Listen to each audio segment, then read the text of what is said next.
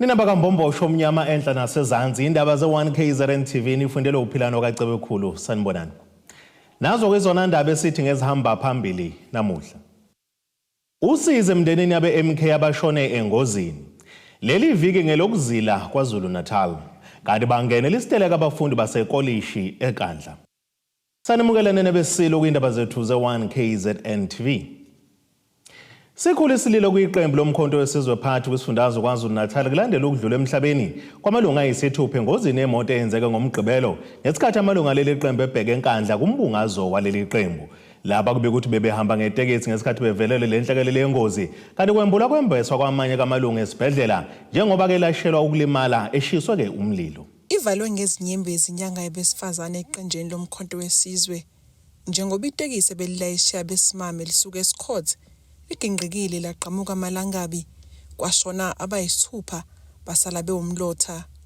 Umkhwenyana wesule esodwa esishonile uthi ulahlekelwe kakhulu ngokudlula kankosikazi wakhe. Kwenzekile kube ingozi ade singayilindele ehlalisimuse umzimba namanje umzimba usathukile ngendlela okwenzeke ngayo. Umama uhambe emhlabeni kumgqibelo usuku ekseni eya eNkandla ebizwa umama uMakhumalo ekade babizile njengoba kuyinyanga yabantu besifazane nje kodwa akazange safika lapho ade yakhona umama kuba seqhamuka ingozi endleleni ehlasimula umzimba ngoba imoto yaphenduka mayiqeda ukuphenduka yasiyasha umama washela khona lapho elokhunjeni engozini lokho kuhlaza umzimba ngoba akabonakala usho ukubonakala ngendlela kashe ngayo umlodo kusadingakala kwenziwa amalokhunja amalumo ofunze ama DNA yaseqedile ke lokho ke sibe sesihlanganisa ke njengomndeni ukuthi siplana nini usuku lokuthi eyofihlwa. uMagubane uthi unkosikazi wakhe beyithanda inhlangano yabo kakhulu MK futhi wazohamela kuyena ngiyathemba ukuthi nala ekhona uzokhanyisa ukuthi ngibheke kahle phela abantwana njengoba bese kunabantwana abathathu umama uLwandile noEzesiphe nogcino ogcina kubebhlungu kakhulu ukuhamba kwakhe ezwe edlula nje emhlabeni ngoba uyinsika uyikho konke ekhaya lifudumala ngomuntu wesifazane mayengekho umuntu wesifazane akusile ikhaya lelo ngoba yonke into yenziwayo uyena ushingane mayigula uyo izwa ichisa kangakanani. Uthi sizoba sikhulu isikhala nakwizaguga kanye namakhehla abezisiza ngetiye emholweni. Isikhala sakhe njengomkhonto wesizwe bese bethe umama wetiye ngendlela ade befika ngayo lapha ngoba ogogo bonke njengoba bebaningi angaka behola eScott lapha ngaShoprite akekho noyedwa obehamba engazange liphuze itiye nothi ogogo nomkhulu kuphela wonke abasebenza before bemsebenzini baqala kuyena bethi mama usicela isikhandele itiye uyabakhandela zonke inhlangano akhandela MK kuphela umama makhandela wonke umuntu noma iNC noma iFP noma amaphala la agcwele idropa uyawanika umama wonke umuntu odlulayo nje ufuna itiye ubeyayinika umama. Isikhala sakhe sikhulu futhi angiboni ukuthi ukhona ongazivala ngoba ubevuka ekseni ngo4 njengomuntu osebenzayo kepha bengasebenzi ngoba bethanda ini iqembu.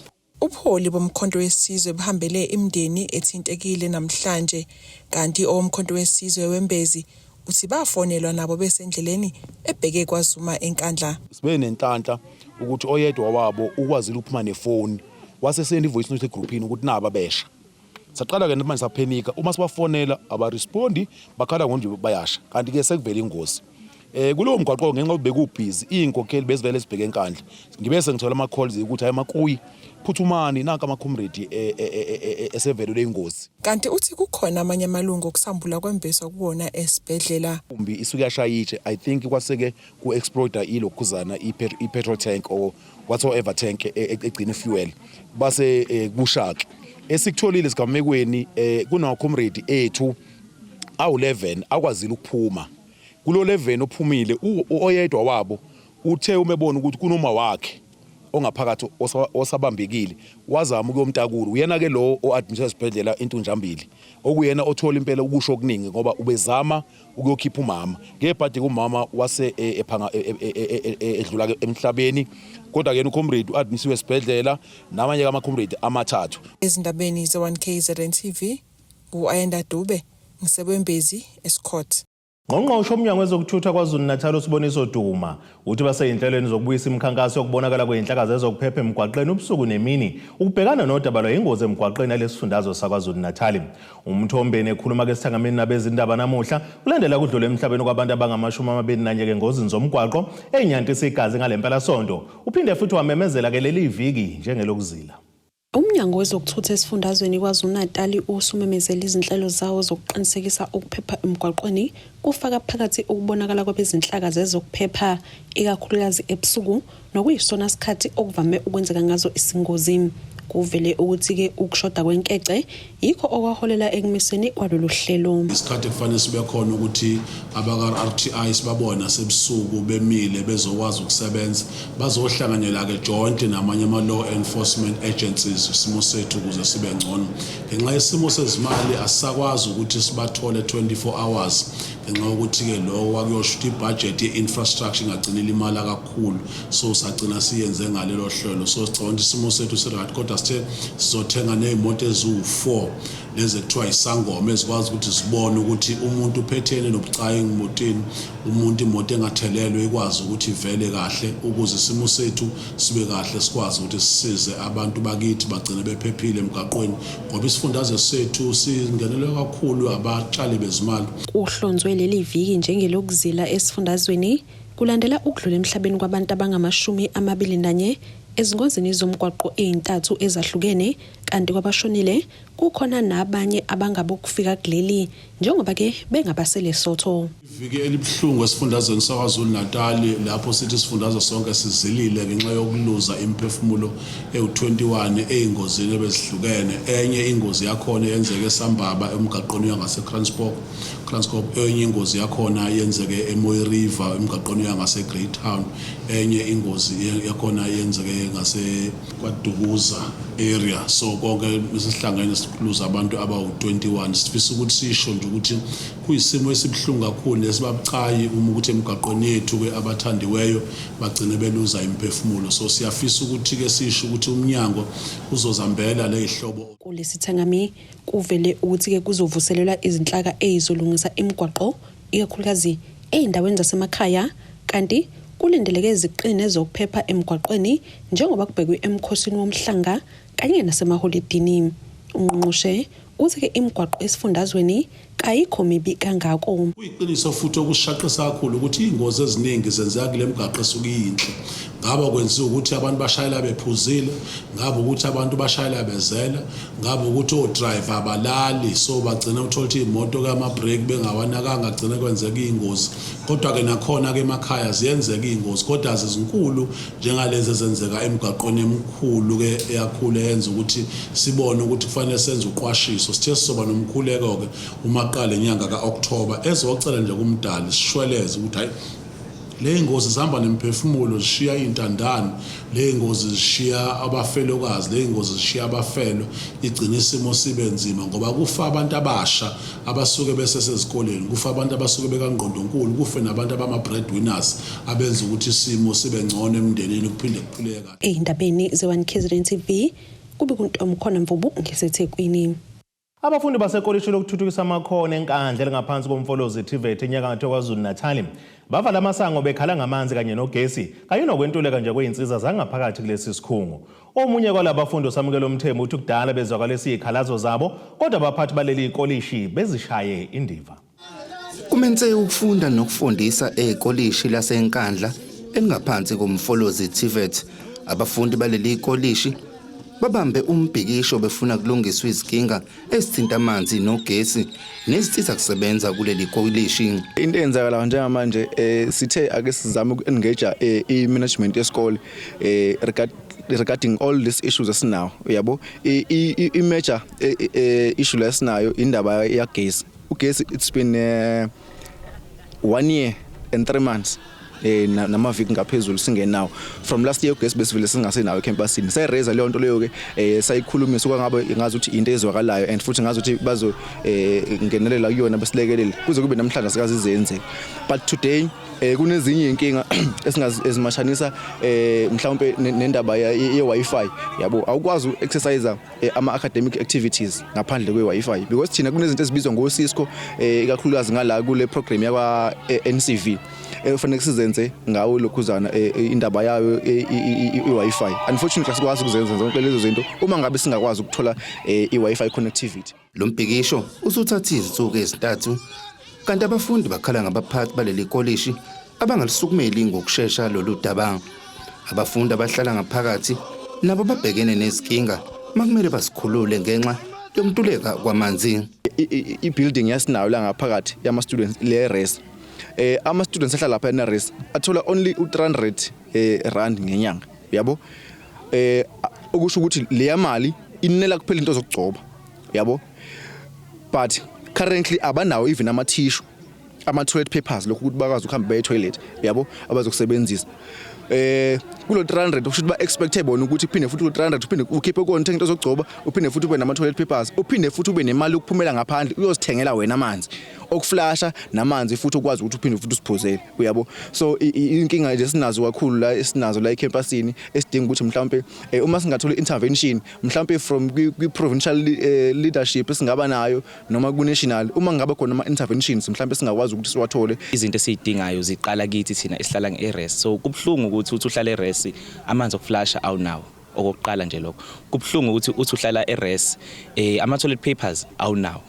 At the same time uhola u300 and low 300 lo kusamele uthenge ama cosmetics ku yabo kusamele futhi wenze izinto ezibalekile ngo300 kwakho and asithulisekile ngeRes. Siphinde futhi sizobala nezinye izinto njengekhishi kanje ikhishi abafundi sebe complain kakhulu kithi ke njenge housing committee ukuthi ukudla esikudlayo at the end of the day or ekugcineni kweviki baningi abafundi abagulayo, baningi abafundi abakhishwa izisu. Umfundi kubhlungu ukuthi ekhishwa isisu amanzi okuflasha akanawo. Mengithi amanzi okuflasha angisho ukuthi aphuma direct from uma toilet, no, siya emathankini. Kubukeka lesiteleka sizophazamisa kakhulu njengoba bekulindele ukuthi abafundi babhale izivivinyo zabo kuleli viki. Okwamanje kufanele ngabe namhlanje ngomhla ka2 kuqale i-trial. Unfortunately sikwazi ukuqala i-trial ngaphandle bese ngazi nalokuthi bazofotocopy kuphi yabo. So i-trial in no time from now after ilokhuzana ama Easter sizobuya bese siya kwi-trial yabo. But asikwazi ukuthi mhlambe singavumela i-final leso yakuyo after ama Easter. Then okwamanje mhlambe into ebekumele lindele ukuthi mhlambe yenzeke la ecampusini bekuyindaba yokuthi kuhlala i-trial, sibhala i-trial, after trial bese siyabona ukuthi umuntu uyaqualify or akaqualify ufika kenzanga kahle emsebenzini wesikole bese siyahamba siya kwi-final. But i-final nje emva nje kokubuya ama-holiday lawa amancane nesizoba nawo sizobuya sohlala kwi-final.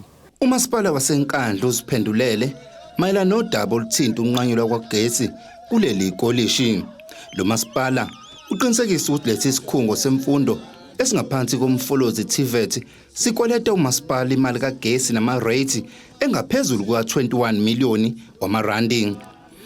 Umasipala uthi uqale ngokusigqugquzela lesi sikhungo kanjalo nokuhlala usikhumbuza ngesikweleti ngaphambi kokuba kufinyelele kwisinqumo sokucisha, kanti uphinde waveza ukuthi lolu daba selisezandleni zabameli. Abezokuxhumana kumfolozi TVET bathunyelelwe imibuzo ngalolu daba bathembisa ukubuyela kithi kodwa waze washaya isikhathi sokuya emoyeni bengazange babuyele kithi.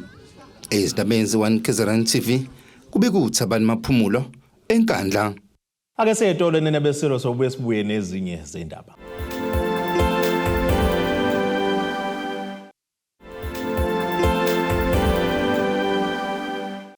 Asibonge siphinde sinamukele futhi ukuthi nisahleli nathi kwindaba ze1 KZN TV nazo kwezona ezihamba phambili namuhla. Usize emndenini yabe MK abashone engozini. Leli viki ngelokuzila kwaZulu Natal kanti bangenela isiteleka abafundi basekolishi eNkandla. Phiko labantu besifazane nolwentsha kukhongolo sesifundeni iGeneral Gizenga Mpanza zithi izomeseka kuze kube segcineni uLindi Nyacha oyimeya ke kumasipala ke ikwaDukuza abakholwa ukuthi ke uyahlaselwa ehlaselwa ngonobhala walenhlangano esifundazweni uBheki Mtolo ngoba nakhe umuntu wesifazane. Lezi inhlaka ikusho lokhu kwisithangami nabezindaba besibanjele emahhovisi lombutho eStenga. iWomen's League kulesifunda ithayikhololo ukuthi lo masipala ekwaDukuza uyahluleka ukwenza umsebenzi njengokusho kaNobhala. We are not at all convinced that KwaDukuza is in a state of collapse. And this is contrary to the assertion of the Provincial Secretary, Mtolo, who recently announced his desire to remove the mayor of KwaDukuza due to her poor performance and ill discipline. Such an act is done without considering the principles of natural justice. We are of the view that of the 5 municipalities, KwaDukuza municipality is the most financially stable in this province. With the latest financial stability reports by Ratings Africa, KwaDukuza is sitting in number 7 in the country, and in the last 3 years, KwaDukuza municipality has been the most financially viable municipality in the province of KwaZulu-Natal, as the 2023 published report. But unobhala wombutho akagxile kwakheni ngabusha ANC emva kokulahlekelwa isifundazwe akhohle indaba zakwaDukuza.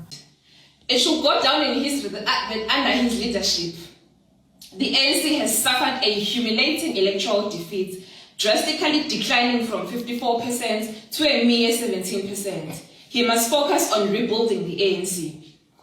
The provincial secretary and the regional secretary are targeting a female mayor because they do not believe in women leadership. And secondly, they have been long longing to loot the municipality. And the mayor is a stumbling block who refuses to be drawn into the corrupt activities of milking the municipality. Mtolo believes that women should be demoted to be into subordinate positions of a child bearer, caretaker, and a provider of erotic pleasure to men. Lolu phiko luka ne-ANC Youth League kusunalesi sifunda bathi bazoqhubeka nokweseka uLindi Nyaka kulesikhathi sokuhlasela kwakhe. The leagues in General Bizenga region reject the abuse of political power in a bid to sponsor lavish lifestyles. We categorically support the renewal of the ANC as we prepare for the overwhelming victory in 2026. True to form, the leagues will continue to support Comrade Lindi in pursuit of stability, improved service delivery, and growth in KwaDukuza. Kutebogo Sibisi, eThekwini. Usizi luzwa olunye kowesifazane waseMadaka kwa-13 esikhaleni ngaphansi komasipala kumhlathuze enyakatho nelikaMthaniya okhala ngokuthi usebolelwa impahla yonke yasendlini ngenxa ukuthi njalo uma ngabe kunemvula uphahla liyavuza. Ukhanyisele Ntshangase uthi yena nabantwana bakhe abahlanu bashiwo ubaba wekhaya wanyamalala wagcwala inkalo nokuze kube manje akazi ukuthi ukuziphi inkalo futhi akekho osebenza kuleli ekhaya ngakho-ke ngajabula uma ngabe kungakhona unesifiso sokwelula isandla kubona. Owesifazane waseMadaka esikhaleni ucela ke noma ngubani ongaba nesifiso sokufaka isandla balungisele kuphahla lendla kwakhe njengoba ke lusengcupheni ukuthi ke lingawa noma yinini njengoba ke selibolile lungenisa nemvula. uNtshangase uthi ubolelwe yiyo yonke impahla yasendlini ngenxa yamanzi angenayo njalo uma kuna imvula njengoba uphahla lwakhe lungaba noma yinini. Uma ke ungena kulendlu uyabona uthayela kanye namaplangwe aseze ayahlephukela ngenxa yokuthi madala asebolile. So nginenkinga yendawo esihlala kuyo, indawo esihlala kuyo igugelwe iroof, iyanetha. Zonke izinto eziphakathi sezibolile ngenxa yokuthi zingenwa ngamanzi. Ingane angikwazi ukuzenzela idingo njengoba ngingasebenzi. Futhi angikwazi ukulungisa indlu esihlala kuyo njengoba inalenkinga nje. Bengicela usizo kakhulu abangakwazi ukuthi besisize besirufele lendlu kanye futhi nezingane zami zikwazi ukuthi iphile njengezinye izingane. Ukhala ngokuthi ke usizo luzwa olunye njengoba nobaba waleli ikhaya naye wahamba ngonyaka ka2016 akaziwe ukuthi washonaphi bazama yonke imizamo ukumthola kodwa ke yangaba impumelelo kuze kube imanje ke abamazi ukuthi washonaphi. Ubaba la ikhaya wahamba ngo2016 wahamba sicabanga ukuthi mhlawumbe uzobuya sihloko simcingile ke endaweni eziningi ngoba unehlobo endaweni eziningi simcinga singamtholi saze saya kulaba bakwa tracing agent bamtrace abathaba akatholakala indawo banginikeza amaphepha show ukuthi abamtholi. So ingane zami zifana nezintandane ngoba akekho umuntu ozenzela okuthile njengoba ingane mayikhula idinga uthando lomzali idinga futhi ukunakekelwa. Njengoba silibona izwe selilibi kangaka ezinye imbangela zenziwa ukuthi izingane azitholi ukunakekeleka emakhaya. So njengomzali wazo mina ngoba ngisele nazo ngiyafisa ukuthi izingane zami ngiyikhusele ngiyisize ingakho ngithi ngicela usizo kwabangasizo. uNtshangase uthi kakekho osebenzayo kuleli khaya kwakhona ukuthi bayaphila ingoba ke babuye ke balekelelwe ibandla abasonta kulo kanti ke futhi walubika usizo lwakhe ebuholeni bomphakathi kodwa ke usizo akazaluthole namanje. Njengoba siphila nje bengiye ngisizwe abantu engikhonza nabo mina ngikhonze bandlela ufazi bakaJehova. Ibona ke baye besize njengoba indle ibonakala ukuthi ke yapheshwa yayipheshwa ibona. So nabo banezidingo zabo ngiyasaba kuloko ngibabikela njalo inkinga zabo. Ngike ngasondela enduneni yethu Dube ngambikela inkinga yami last year. Naye wathi usazama manje ngibona isikhathi seside angiluthola usizo. Wathi ulifonelile ikhansela kuze ukuthi likwazi ukuthi lisize kodwa kuze kube nginamhlanje alikaze lifike ikhansela la ekhaya ukuthi lizobona phela lokho induni ibikhuluma ngakho. Lezi izindaba ze-1 KZN TV nginguSamkeliswe Nqulunga ngisemadaka esikhaleni. Imeya kamasipala waseNewcastle enhlane kaMthani uXolani Dube uthi bafisa ukubeka iNewcastle ebalazweni lomhlaba ngokuthuthukisa amakhono kakhulukazi entsha.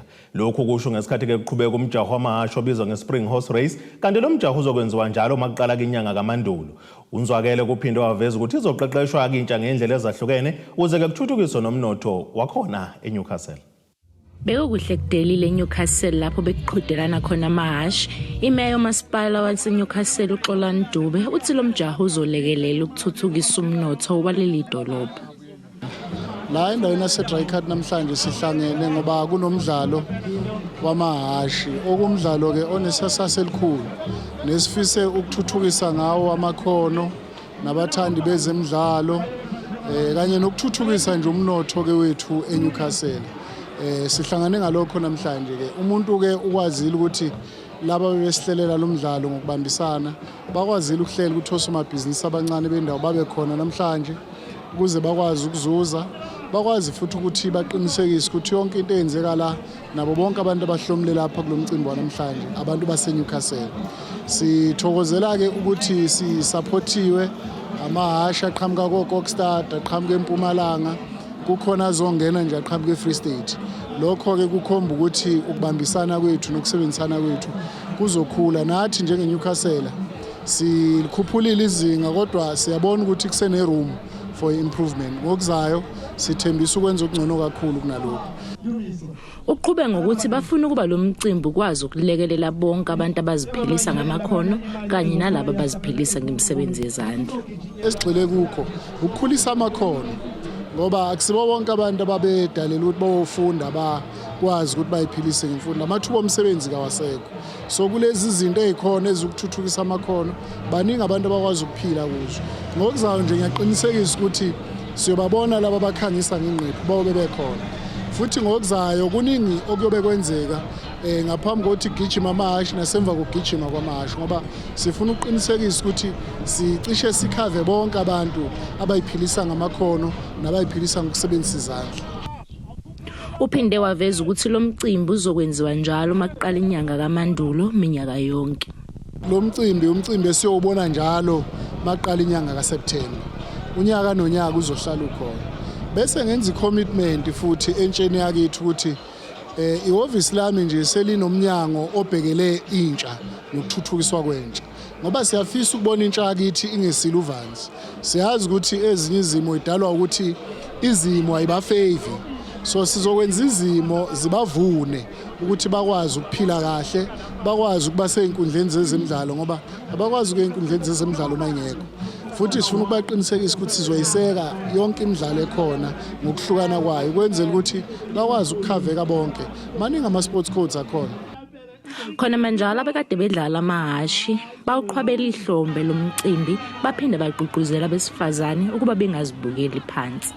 Ngiyabonga kakhulu kumasipala baseNewcastle othe wasikhumbula ngokuthi usibizele umjaho waphindwe ngabavalela ngaphandle abantu besifazane. Sithi siyabonga kakhulu sinathi siyathembisa ukuthi maniphinda lokho sinibini isibiza sizoqhamuka sizonenzela into enhle. Ngokukhulu ukuthokoza ngosami ngiyabonga baqhubeke njalo basixhasa abasiphethe siyabonga. Thobeka dlala izindabeni ze1 KZN TV ngiseNewcastle. Ake siyetolo nena besilo sobuye sibuye nezinye izindaba.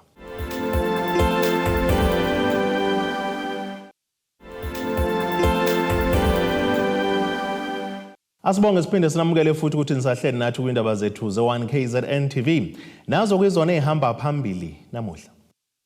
Usize emndenini yabe-MK abashone engozini. Leli viki ngelokuzila KwaZulu Natal.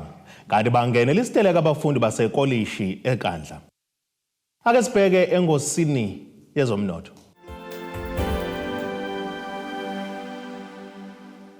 Iranda kuleli ngu-R70.90 kuyidola laseMelika, libe ngu-R19.79 ku-euro yase-Europe, libe ngu-R23.52 kupondo waseBrithani, kuthi intengo yegolide yona ibe ngu-$2,497.70 ounce, kuthi intengo kayolo ongahluziwe ube ngu-$76.93 umphongolo. Ake sibheke engosini yezemidlalo. iStellenbosch sizibekisele ke indawo kwamanqama emtheni 8 okokuqala ngesikhathi ke inqobo yeMamelodi Sundowns ngegoli elilodwa eqandeni emlenzeni osibili wandololo wamanqama obuseMoses Mabhida Stadium ngesonto ntambama. Behlohonoro Mojela kushayeleka isiteli esigoli edlule ngalo kule nkundla yaseThekwini ebisacuphe kuyona njengoba inkundla yiDanny Craven Stadium ibingekho kesimene kesifanele. Isiteli sikingene ke enkundleni wakweletisa amaBrazilian ngenxa ke yokwaguqisa ngegoli elilodwa beluke eqandeni emlenzeni oqala waseLucas Moripe Stadium okusho ukuthi ke idlule ngamagoli amabili eqandeni uma ngabe sekuhlanganiswa imilenze yombili.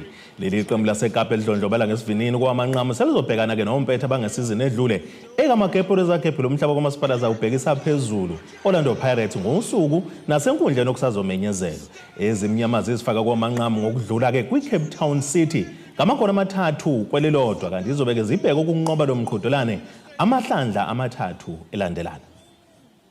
Ake sibhekana sesimo sezulu esingalindeleka.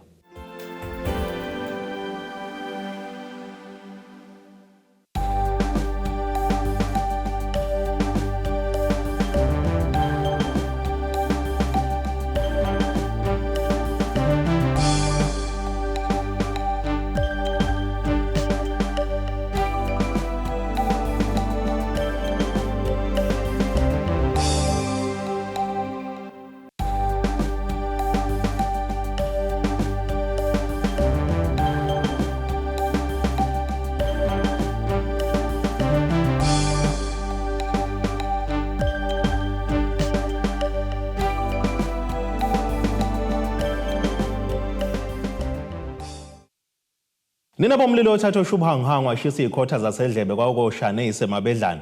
Kamzimba umntwana nethimba lonke le indaba sithi khulu. Abethuli bethu bezindaba baxhaswe iThulis Bayview Bridal. Ungabashayela kulezi zinombolo ezivelile.